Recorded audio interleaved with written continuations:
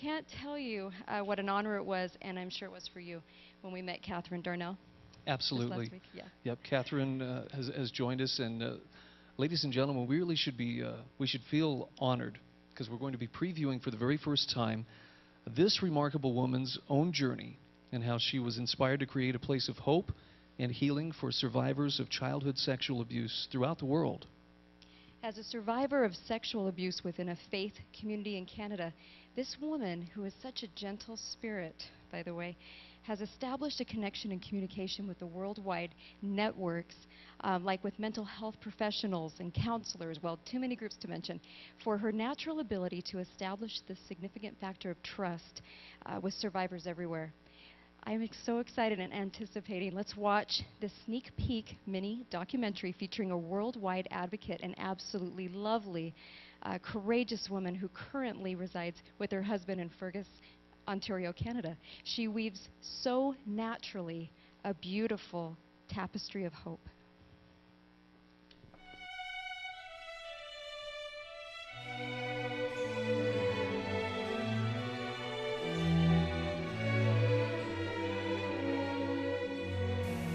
I was born in a small community in Alberta.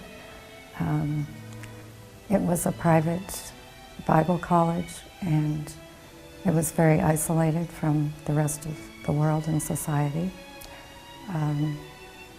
Families there, staff members, lived as a communal family. Everything was very much controlled inside that setting. We didn't go outside of that community for services, for food, for advice. Everything was handled within the community itself. It was a very controlling environment and very frightening. As a young child, there was the fear of the people that controlled the environment that you were living in. There was a fear, a tremendous fear of God. They used the concept that God was in control and directing the people that were brought there, and that they were brought there to serve God and had been called by God, whether they were staff members or missionaries who would be going off to the field. So for children, you had to understand that this was all God's work. So to stand up or speak out in any way against anyone in authority or family or staff members was basically going against God's will, because they had been called and led by God. Definitely the structure was one of isolating people. Boys and girls were kept separate. They walked on separate sides of the sidewalk. I didn't even have contact with my own brothers in terms of being able to walk publicly with them, interact with them publicly. So it was just very isolating. But as I began to enter my teens, I started behaving differently, having social issues, relationship issues that were troubling, but I had no idea what was bringing them on or why I reacted the way I did.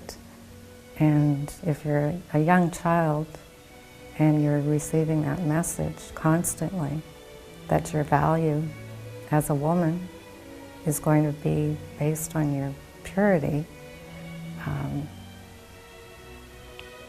no one will want you unless you are. So if that's been taken away from you, um, it's destroyed your sense of value. As a result, just to cope with relationships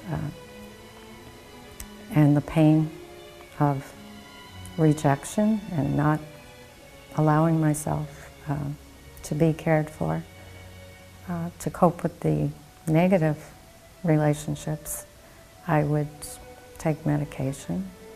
I'd use alcohol, just to cope, just to get through. There's a lot of survivors have really strong memories, which brings on a lot of issues of its own.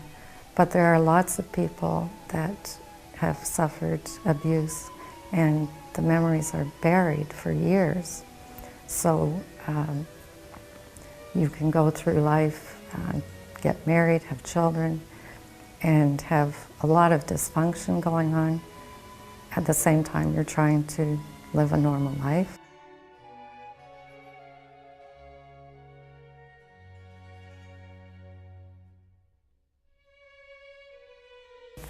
The power of social media goes far beyond just an ability to connect as a body of advocates and raise greater awareness of the issue.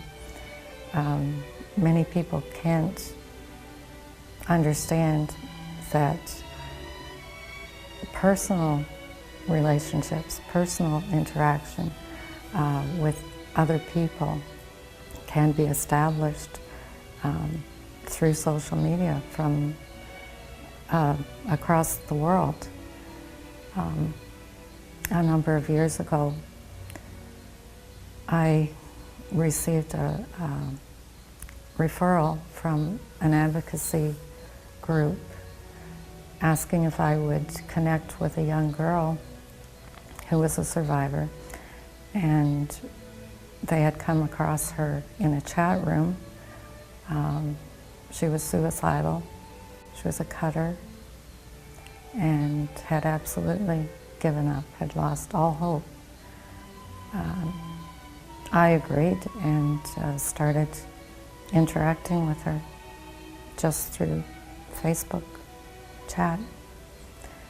And over a long period of time, and once again that goes back to trust, you're talking about complete strangers, which is hard to wrap your head around, but you can actually make a personal difference in someone's life without ever meeting them. Over the period of about 2 years, she gradually opened up and trust was developed to the point that she started to release a lot of her pain. And she discovered that I didn't reject her, no matter what she said. Sometimes it was like pulling teeth. It would take months. And I'd keep telling her, because I knew what was coming. I knew what she was going to say. But it would take months to make her understand that it was okay. But she had to say it. I couldn't say it for her. And within a couple of years, it started to spill out. And that's the beginning, that's the healing process. It's when you release the pain and the poison and you discover that you're not alone. It's okay to fall. We all fall. And having someone there to tell you that you're okay and you can get back up, and I'll help you back up. You can help someone get back up. And they get a little bit stronger. and a little bit stronger. And one day, they recognize that they're standing. They're standing. And then they get a voice. They find a voice. And then they can reach out to the next one. And what I've discovered is our individual voices joined together become stronger and more powerful, and seemingly insignificant voices have the power to change not only another individual's life, but to change the global life and raise the awareness and bring change for all survivors. Our individual broken threads of life can now be woven together into a beautiful tapestry of hope, of strength for survivors across the globe. Ladies and gentlemen, in our audience today is a courageous and beautiful woman who we would like to stand and be recognized. Catherine Darnell, could you please stand? I'm sorry, I can't see because of the lights, but if we could bring the lights up and recognize her. In fact, I would invite all of you, please stand with her.